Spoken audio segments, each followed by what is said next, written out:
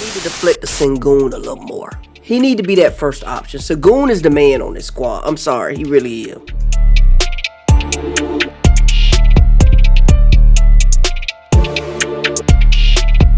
Now I know most of my subscribers do not follow today's NBA.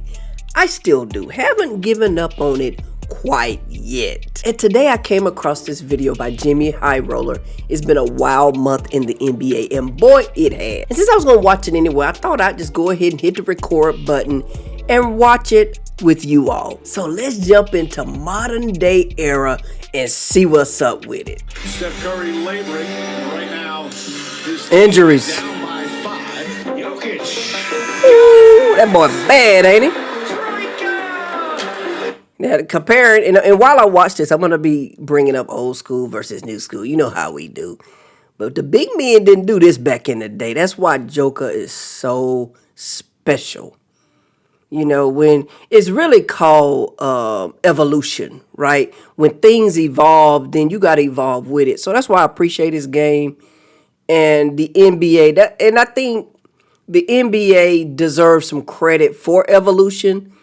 You know, we got to know how to evolve, and they've done their part with that. And this right here proves it, with the big man stretching the floor, shooting them threes. Logo 3 at that. Luka didn't appreciate being tripped, and then Clay had something to say. I don't know. You didn't even play tonight. Durant into the paint. Durant rises up. Durant. Now, let me tell you something. Kevin Durant, I think he's found his squad. He has found his squad. They're meshing the way they're playing. These boys are hooping. But I will say this. This is my hot take on this team. He need to deflect the Sengun a little more. He need to be that first option. Sengun is the man on this squad. I'm sorry. He really is.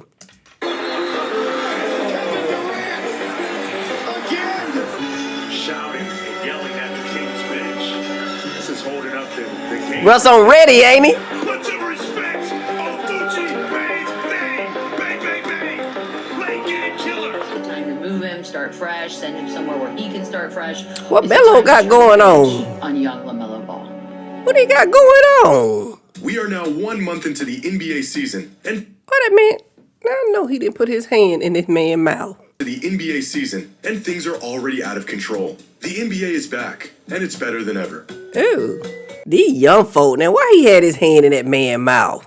With 1 month of NBA games in the books, would it be too early for me to jump to some wildly bold conclusions on a season that just started? Absolutely. Is that gonna stop me from making some wildly bold conclusions on a season that just started? Probably not. No, of course not. So here is everything that happened in month 1 of the NBA in about 10 minutes. The NBA MVP race is as deep and difficult as it's ever been. With 4 players right now playing out of their minds, we have reached the point where averaging a near 35-point triple-double will more than likely I'm about to give my, let's see. I'm going to give my take real quick because he probably about to give his. I'm going to say Luka because Luka, I feel like he got a better supporting cast around him that would draw more attention away from him that defenders will have to deal with. LeBron, Austin Reeves, Rui ain't no scrub. Then you got Aiden, the big man. I just feel like Luka is going to be the one, and he's the head of the snake over there. He's going to be the one to help his team more. It could be Shea. It could be Joker. But more importantly, this is what I really noticed, and this is why I paused the video. America, we in trouble. Because even on this top 6 list, there's only one American in there, and that's Cade Cunningham. We're in trouble, America. not deem you the most valuable player in the league. Instead, you may just need the greatest individual season in the history of basketball to be in the running. And even then, nothing is guaranteed. If there was ever a time to have a co-MVP in the NBA, right about now seems appropriate. That's, of course, if injuries don't get in the way. After rolling out their new 65-game minimum rule a few seasons ago, the NBA was hopeful that players around the league, specifically the stars, would be motivated to play more games and load management around the league would slow down a bit. Their plan has not worked. As of right now, there are 123 players either ruled out or day-to-day across the NBA. That's over a quarter of the league's sideline after just 1 month of basketball. That's Turns ridiculous. out more rest might not be such a bad thing. And although I wish he could have slowed it down a little bit so we could have read why they out. Illness, calf, quad, calf. Like, now that's Achilles, that's something important. But that must be Murray. I'm assuming that's oh yeah, it is Pelicans. I was gonna say DeJounte, and I just looked up. It is the Pelicans. But this is on one squad. Dang. But yeah, it's ridiculous. But a lot of this, he said 123 players. So back in the day, out of those 123, it'd probably be about 20 out. And I'm not exaggerating. If we really looked at these injuries, it'd probably be about, I don't even want to give them 50%. I think it'll be higher than 50%. I just don't understand it. 20 might be a stretch. I'm going to say no more than 40. just 1 month of basketball.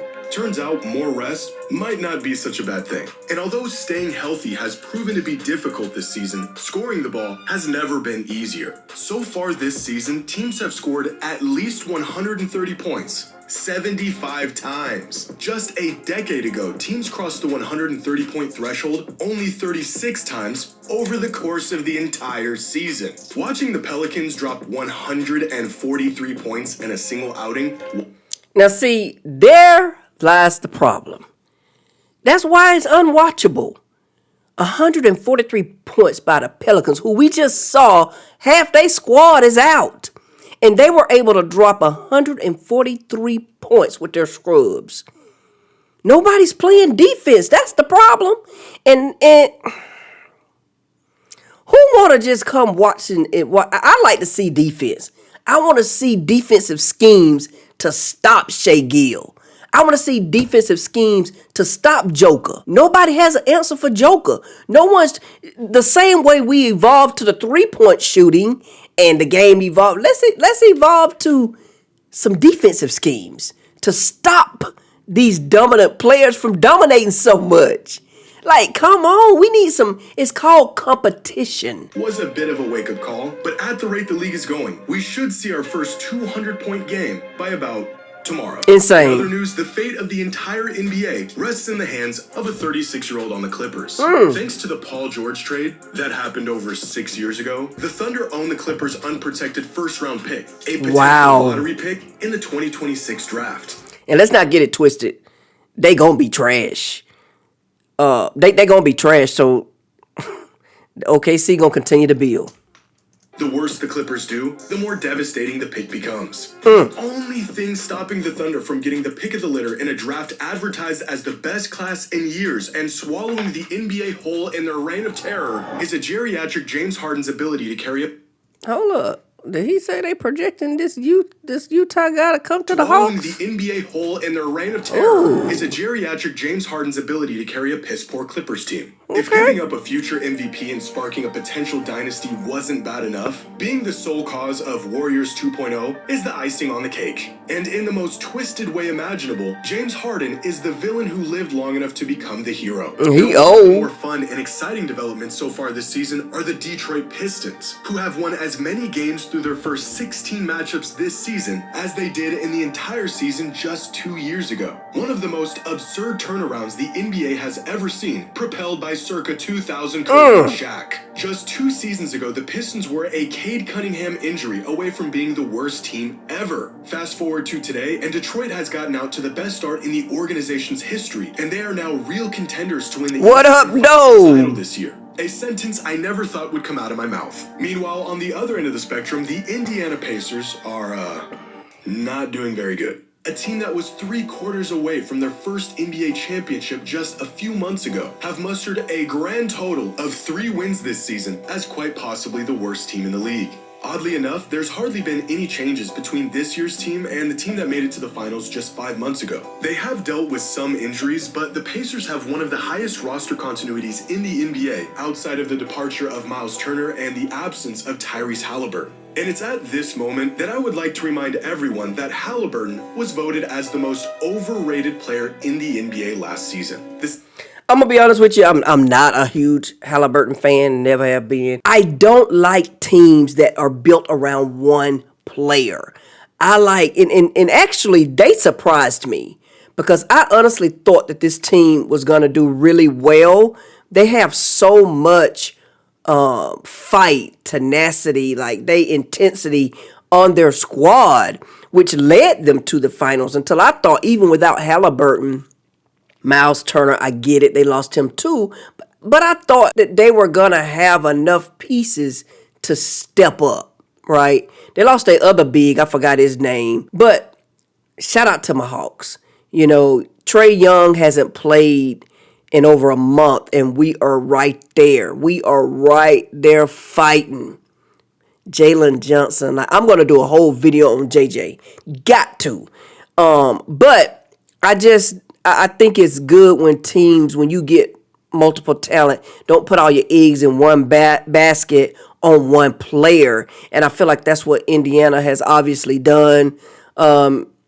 Detroit, they got some other pieces, but like he just said, without Cade, they didn't do so good either. But we'll see. Hopefully, the key to success in the NBA obviously is health. Hopefully, these guys can stay healthy and they can keep the push going. Same guy who is apparently the difference between the Pacers being a finals team and the Pacers being the worst team in the NBA. Just something to think about. I'm going to say this since he said that.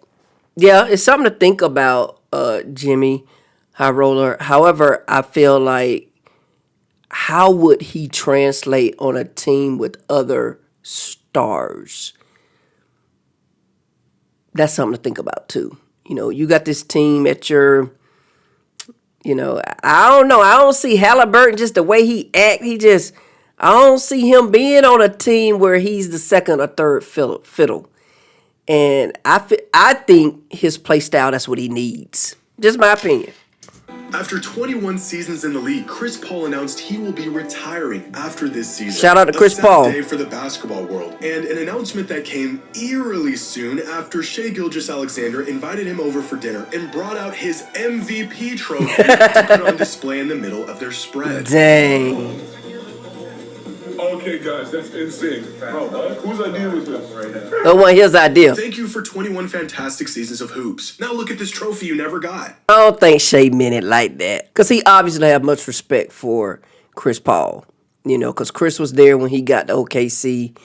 And they built a relationship. I don't think he meant it like that, but that is cute. I like it. That's cute. After a quarter of the season, we have now seen a decent sample size of how the Denver-Brooklyn trade has turned out. And it looks like Michael the Play-Ins here Porter Jr. has found a home with the Nets where he can truly let it fly whenever he wants. He's averaging career numbers across the board, and many fans have came to the conclusion that the Nets won this trade. In which case, I guess the Nuggets will just have to settle for the third best record in the league as legitimate title contenders. Exactly. Down in Dallas, Nico Harrison was fired just 8 months after the event that shall not be mentioned. And as bad as the immediate aftermath was, the effects of Nico and his shenanigans will linger on long after his departure. The Mavericks have been one of the worst teams in the league this year, ranked 23rd on power rankings with a 5-14 record. Their best players sidelined indefinitely, and they are now, you ready for this? Gauging the market for an Anthony Davis trade. Now, I'm going to say this about this whole situation here. Number one, it's crazy he said that Kyrie is their best player. I would have thought it would have been AD. However, we know AD, he like toilet paper. The bones get wet, whatever get wet, it gonna break, just like toilet paper. To me, I feel like who got the worst end of the stick in this trade, who I felt most sorry for, was Klay Thompson. He wanted to go to Dallas because of Luka. He had narrowed it down between the Lakers and Dallas. And he chose Dallas because he wanted to play with Luka. And then they trade Luka to the Lakers. Dang, that's tough. But, it's crazy. I thought about that. That's who I feel most sorry for, was Klay Thompson. Shout out to Klay and Meg Thee Stallion. So not only did they cough up a generational talent in his early prime, but what they got in exchange has been so underwhelming that they're ready to blow it up after 14 games of Anthony Davis. The Mavericks went from the finals to what looks like it's going to be a rebuild in just 18 months. But on the bright side, the Mavericks organization said defense wins championships, and that's what they needed. And so far this season, they are ranked 3rd in the league on defense. So, there's that. Now, one of the biggest surprises so far has been this year's rookie class. Coming out of the draft, it was Cooper Flagg who received all the hype, but it is his Duke teammate, Con Knipple, who has crashed the party and broken out as the early star of the 2025 draft class, averaging 19 and 6 a night. Flagg started out a bit slow, but is beginning to look Now, see, I never heard of Con Knipple. I don't watch college ball like that, so I never heard of him. Shout out to him. Great job. I would have thought it was Derek Queen. I didn't realize he had dropped down to like 4th in the running. Cooper Flagg, I think that if Kyrie can hurry up and get back, I think he'll overtake Knipple because they got him playing out of position right now. So I think it'll probably, my guess, if I had to predict a rookie of the year, when it's all said and done, it'll end up being Cooper Flagg, providing health. Injuries, That's the NBA today. Every bit of the future cornerstone Dallas hoped he'd be. Meanwhile, the team that drafted rookie sensation Cedric Coward, my Blazers, decided to immediately trade him for, and I quote, Chinese Jokic. All of my wisecracks about other fan bases are really just internalized frustrations about my own team. At least Pelicans fans have something to smile about, with 2 rookies playing well while the rest of the franchise is lollygagging around them. And VJ Edgecombe has cooled off a bit after his very good impression of a young Michael Jordan in his first NBA game, but still looks to be a contender for Rookie of the Year this season. Now, here are the power rankings through Week 5 and the change in rankings from the preseason. The Thunder and Nuggets sit comfortably at the top as the 2 best teams in the league, with the Rockets, Pistons, and Cavaliers trailing them as title contenders. The Phoenix Suns have rocketed up the rankings from near the bottom of the NBA at 25 in the preseason, all the way up to 7th in the most recent power ranking. The Raptors' 8-game win streak jumped them up into the top 10, and the complete reinvention of the Heat's offense has propelled them up 10 spots in just the first month of the season. On the other end of the spectrum are the Clippers, who have fallen from the 6th spot all the way to 21, as the basketball world clings on to the hope that they will turn it around. The Grizzlies have fallen 6 spots as Ja Morant continues to be fine in the West. The Mavericks are still learning the value of Luka Doncic, and the Wizards, well, they're the Wizards. And finally, here are... Now I'm going to say this out of this list power ranking. My surprise is on who's doing good, and I didn't expect them to do this good. I'm going to have to give it to the Suns in terms of who's doing good, and I'm shocked by it. Phoenix, I didn't expect Phoenix to do this good, but they seem to be, figuring it out over there. Shout out to D Books, love him. Also, I guess on the East would be the Raptors. I definitely didn't expect to see the Raptors do that good, especially to be ahead of my Hawks. I expected the Hawks to be a little higher than what they are. And then my shocker to who's not doing good, not the Clippers. I knew the Clippers weren't going to materialize. I did a whole video on my predictions for the East and the West, and I even said it in that video that I didn't believe the hype behind the Clippers. But I was really surprised at the Warriors, and then for the East, the Pacers maybe, because they didn't have they're missing those pieces. But like I said earlier, I thought that, they had so much fight. Them boys scrap. I didn't expect them to be in 29th, next to last place. But I can also see that, because let's not be stupid and to think that they're not tanking. Okay, we lost, our 2 good centers that we had on our team. Bryant, I think his name was Bryant. I've been trying to think of his name. It just popped in my head. I think it was Bryant. We lost Bryant, Miles, and Halliburton's out. We just gonna tank it out. That's my guess that they're doing. Don't know, and I'm rambling. Let's keep going. Well, they're the Wizards. And finally, here are our criminally early NBA season awards. Which Okay. I really shouldn't do, but I'm going to. No Let's one can see stop me. it. Based off of the first month of the season, here are the all-NBA teams so far. First team is Maxey, Luka, Giannis, Jokic, and Shea. Second team is Harden, Wemby, Steph, Cade, and Mitchell. And third team is Markkanen, Randall, Şengün, Jalen Johnson, and Jalen. Now, I must say, Jimmy, I'm impressed and I'm highly grateful that you shouted out JJ and you recognize, his evolution of his game. He's evolving. I appreciate that. I do. But he should have been a little higher. He should have been a little higher. I ain't gonna lie. He should have been a little higher. Should have been. And then as I look at your top tiers, maybe not. Just off the top of my head, maybe above Steph Curry. I haven't been watching Steph this season. I don't know.